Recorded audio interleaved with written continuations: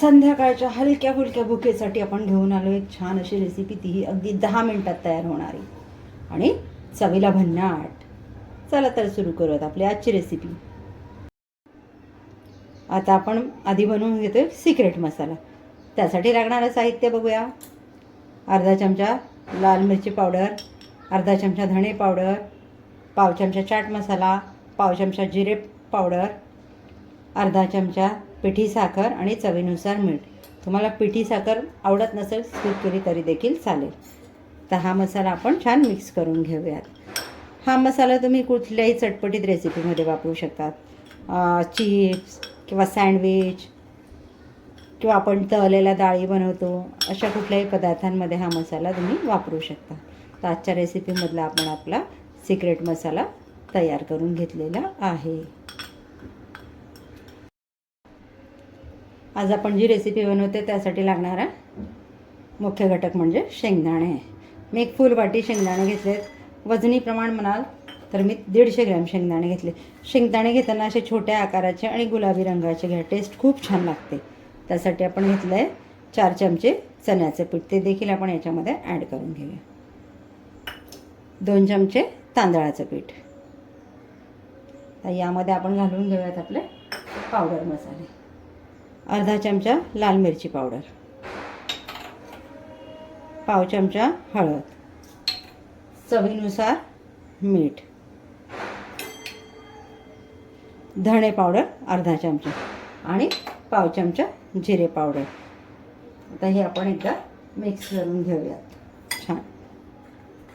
म्हणजे आपले पावडर मसाले अगदी थोड्या थोड्या प्रमाणात टाकले आहेत ना, ते छान यामध्ये मिक्स होतील. म्हणून या स्टेजला आपल्याला हे छान मिक्स करून घ्यायचं आहे.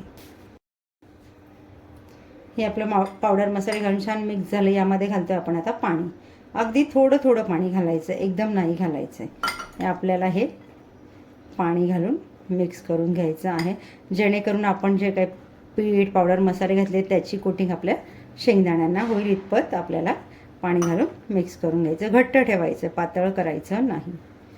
पातळ केलं तर आपल्या शेंगदाण्यांना याची कोटिंग चांगली बसणार नाही, त्यामुळे आपल्याला घट्टच ठेवायचं आहे. आता हे छान मिक्स करून घेते. या पद्धतीने आपण छान त्याचं मिश्रण तयार करून घेतलेलं आहे. तेल आपलं छान गरम झालं आहे. कढईमध्ये मी थोडं पीठ टाकून बघितलं, पीठ आपलं छान वरती आलेलं आहे. एक लोखंडाची कढई घेतलेली आहे. महत्त्वाची टिप की आपल्याला इथे तेल छान गरम होऊ द्यायचं आणि मग आपल्याला यामध्ये असे शेंगदाणे सोडायचे आहेत. जेवढे आपल्याला सुटसुटीत करता येतील तेवढे करायचं, गोळा सोडायचा नाही आहे. म्हणजे ते छान कुरकुरीत तळले जातात. या पद्धतीने मोकळे मोकळे करून टाकायचे. जेवढे आपल्या तेलामध्ये मावतील तेवढेच आपल्याला घालायचे आहेत. शेंगदाणे आपण तेलात घालेपर्यंत आपल्याला गॅसची फ्लेम फुल ठेवायची आहे. शेंगदाणे आपल्या तेलात घालून झाले की गॅसची फ्लेम आपल्याला कमी करून मंद आचेवर छान कुरकुरीत होईपर्यंत तळून घ्यायचे आहे. शेंगदाणे आपण तेलात घातले, गॅसची फ्लेम फुल होती. नंतर मीडियम फ्लेमवर आपण शेंगदाणे तळतोय.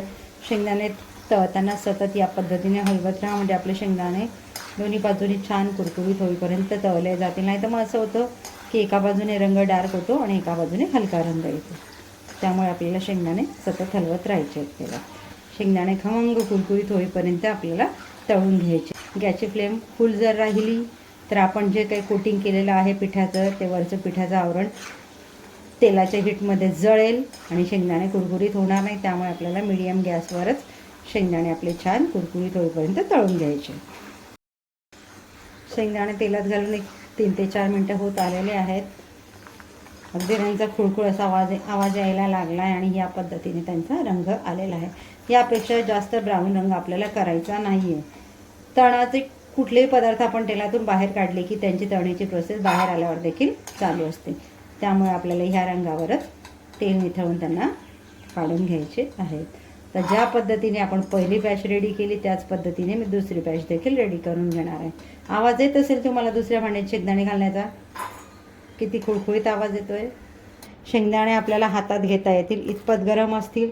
त्याच वेळेला आपल्याला त्यामध्ये आपला सिक्रेट मसाला ॲड करायचा आहे.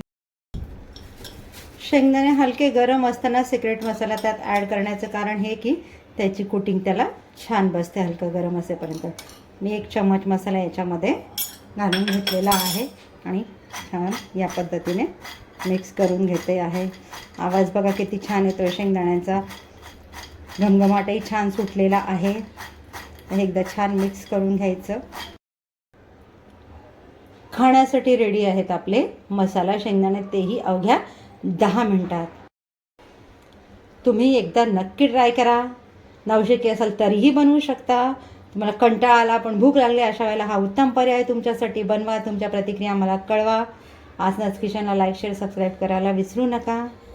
भेटूयात अशाच एका छान रेसिपीसह पुढच्या व्हिडिओमध्ये. थँक्यू.